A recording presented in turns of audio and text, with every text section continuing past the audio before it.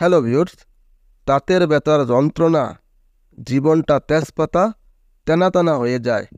যখনই দাঁতের ব্যথা শুরু হয়, কারুর মাথা ঠিক থাকে না।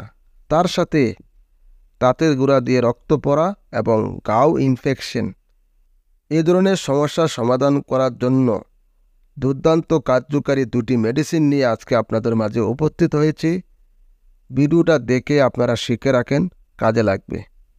যখনই আপনার এই দাঁতের ব্যথার যন্ত্রণা শুরু হবে, অথবা দাঁতের গোড়াতে রক্ত পড়বে, অথবা দাঁতের গোড়া ঘাও হয়ে গেছে, এই ধরনের সমস্যার সমাধান করার জন্য আপনাকে আলাদা করে ডাক্তার দেখাতে হবে না।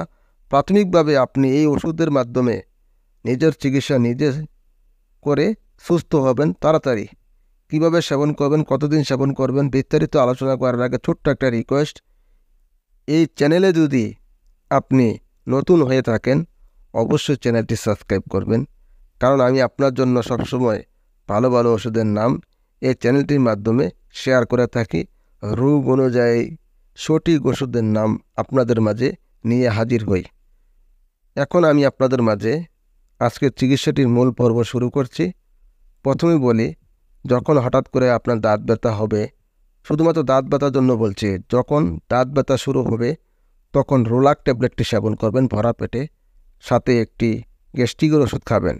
রোলাক ট্যাবলেটটি সকালে একটি, বিকালে একটি, সাথে গ্যাস্ট্রিকের ওষুধ সেবন করবেন সকালে একটি, বিকালে একটি। যেই গ্যাস্ট্রিকের ওষুধটি আপনি নিয়মিত খান। শুধুমাত্র দাঁত ব্যথার জন্য আপনাকে বলা হয়েছে রোলাক ট্যাবলেট সেবন করার জন্য।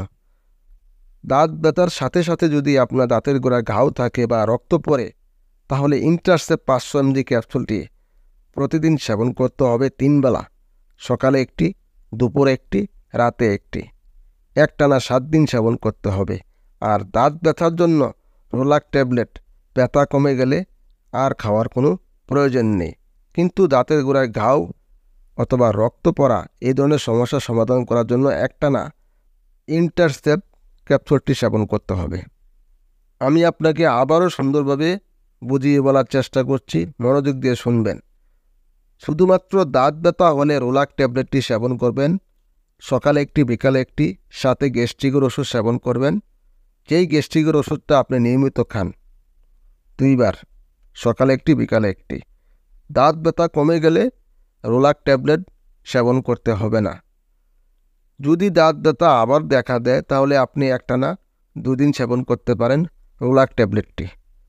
আর যদি দাঁত ব্যথার সাথে দাঁতের গোড়াতে রক্ত পড়ে অথবা পুজ পড়ে, তাহলে ইন্টারসেপ্ট 500 mg ক্যাপসুলটি আপনাকে একটানা 7 দিন সেবন করতে হবে।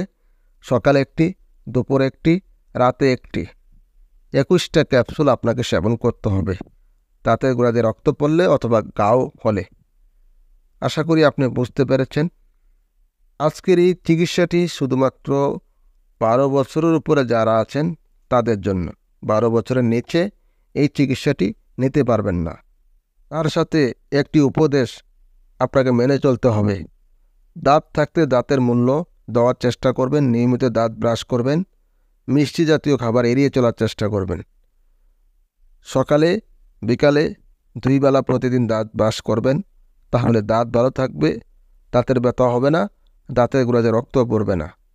আজ এই পর্যন্তই। ভালো থাকবেন। কথা হবে পরবর্তী ভিডিওতে।